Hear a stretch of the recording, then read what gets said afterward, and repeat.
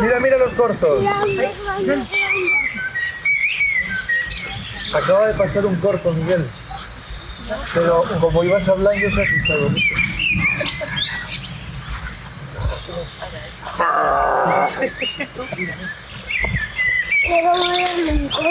Pues es callado.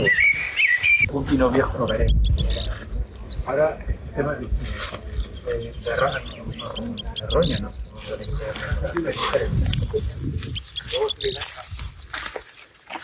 Le dan una. Ahora no le dan nada porque no evidentemente ahora cuando llega ya el calor, empieza. Entonces le dan un ácido y eso hace que el pino que no cicatrice, básicamente. Cortes, ¿sí? Claro, y hace que no. Pues, curiosamente no salen las mismas setas aquí que 50 metros más para allá donde solo hay pinos. O ahí abajo que está la pradera, ahí están las cañadas y no salen las mismas setas, porque no es el mismo, el terreno es el mismo, pero el entorno biológico no es el mismo.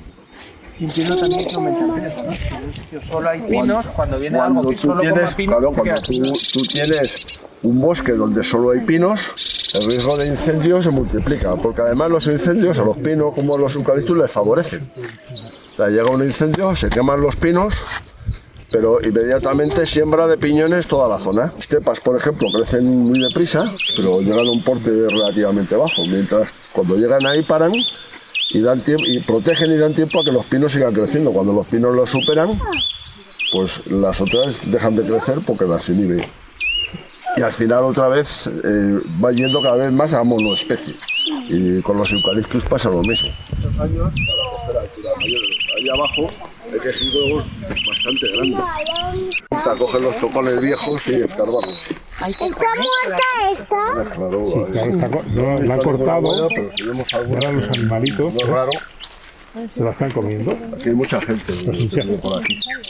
Vamos. Bueno, seguimos.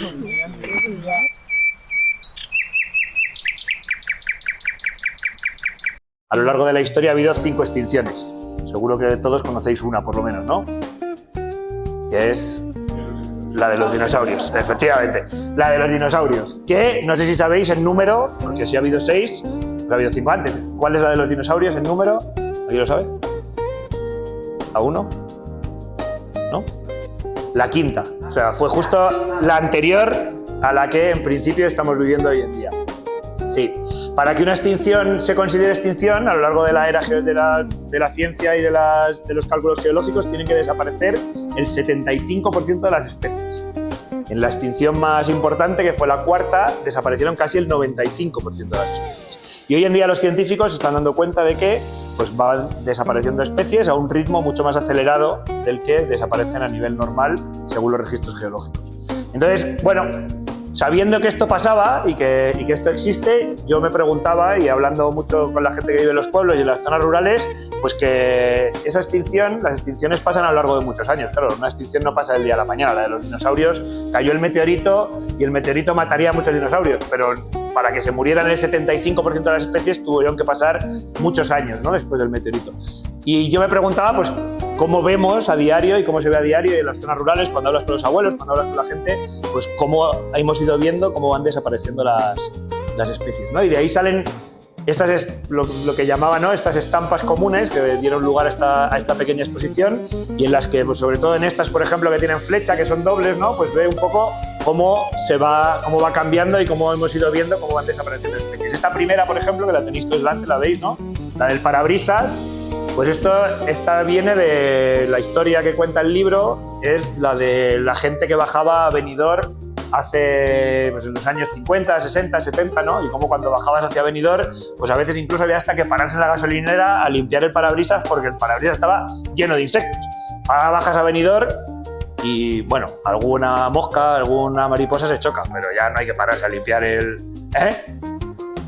Se choca, exactamente.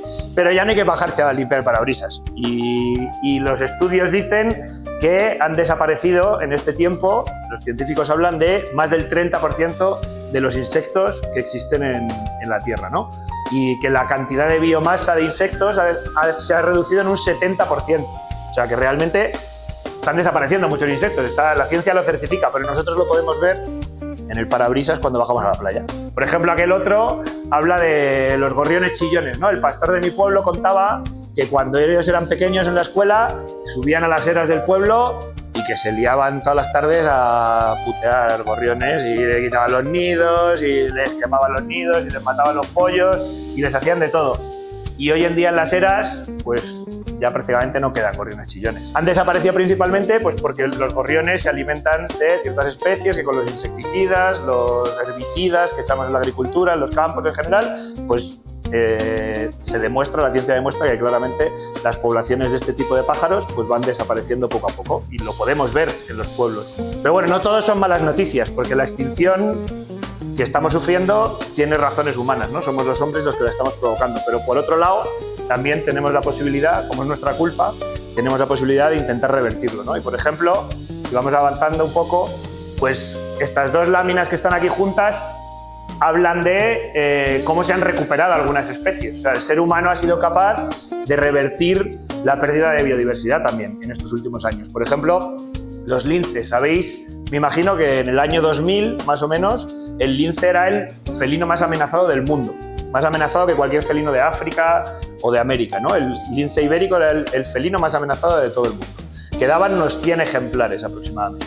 Hoy en día, 25 años después, hay más de 2.000 ejemplares en España y es una especie que está en expansión, una especie que de manera natural ya está colonizando nuevos espacios, está apareciendo en nuevos sitios sin que nosotros tengamos que intervenir. Entonces esto ha sido pues, un mérito, ¿no?, de la conservación y un mérito del ser humano. O por ejemplo los buitres. Cuando nuestros abuelos vivían aquí, nuestros bisabuelos, el buitre era una especie poco común. ¿Por qué? Porque se les envenenaba, a veces se les disparaba, ¿no? Aquellas famosas en la época del franquismo, por ejemplo, cuando se cazaba las alimañas, ¿no? Pues los buitres eran considerados alimañas y estuvieron a punto de desaparecer. La población de buitres española representa más del 80% de todos los buitres de Europa. O sea, prácticamente en el resto de países de Europa los buitres son una cosa súper rara de seguir viendo. O sea, han desaparecido y nosotros tenemos la suerte de poder disfrutarlos. Os cuento alguna más, por ejemplo, alguna historia más, como la de los murciélagos. Seguro que aquí también estáis, en Alcolea pasaría lo mismo cuando erais pequeños, ¿no? O sea, antes en las farolas se veían un montón de polillas y detrás de las polillas un montón de murciélagos y allí en el pueblo contaban que la gente cuando se ponían al lado de las farolas tiraba la camisa para adelante y cada vez 2 o 3 veces que tirabas caía uno, porque había tantos que era muy fácil que los murciélagos cayeran, ¿no? Y hoy en día sigue habiendo murciélagos, afortunadamente, pero las poblaciones de murciélago, lo mismo, la ciencia demuestra que están en regresión principalmente por la falta de insectos, ¿no? Hemos dicho antes que muchos de los insectos han ido desapareciendo y entonces los murciélagos pues les pasa un poco lo mismo. Esta exposición nació de aquella exposición de artistas rurales en Molina de Aragón, creció después a este número de láminas para ir a una exposición en Guadalajara y detrás de ello, cuando yo contaba las historias, pues en Guadalajara un compañero que es editor de libros me dijo: "Joder, pues es que las láminas están muy chulas, pero las historias que cuentas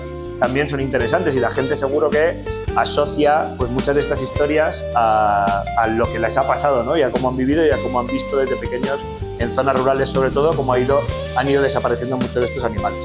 Escribí alguna de estas historias y evidentemente, bueno, aquí hay 10 láminas, pero para hacer un libro hacían falta algunas más. Y entonces escribí algunas historias y fueron creciendo y hay unas 27 historias con 27 láminas. La exposición y el libro no hablan solo pues, de las razones por las que estamos perdiendo biodiversidad, sino también de ejemplos de cómo el ser humano es capaz de poder revertir este grave problema que estamos creando, que es la pérdida de biodiversidad.